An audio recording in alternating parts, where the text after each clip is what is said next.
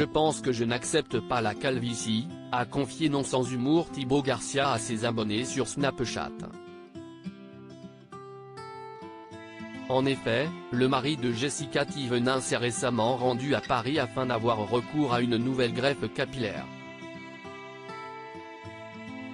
Une intervention sur laquelle il a accepté de s'exprimer sur les réseaux sociaux. J'ai plus qu'à attendre que ça repousse, tout s'est bien passé. J'ai plus qu'à attendre que ça repousse maintenant. Bien traité, a-t-il indiqué dans un premier temps. C'est des séries, mais quand on a besoin de se sentir bien personnellement, on le fait, a-t-il admis.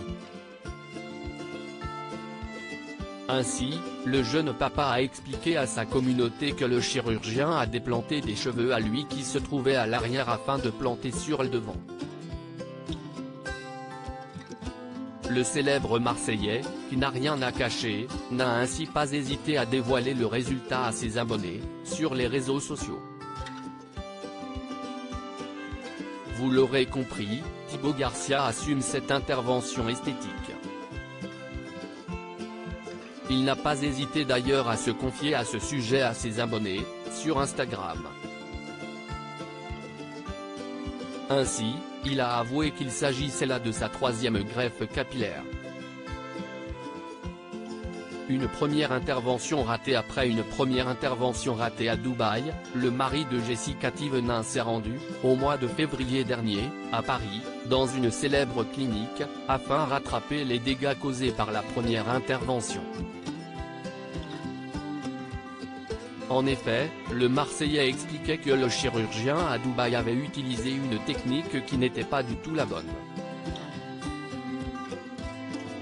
Ce dernier avait été contraint de lui scalper le crâne, ce qui lui avait laissé une cicatrice de malade. De quoi complexer le jeune homme qui a donc voulu cacher la dite cicatrice.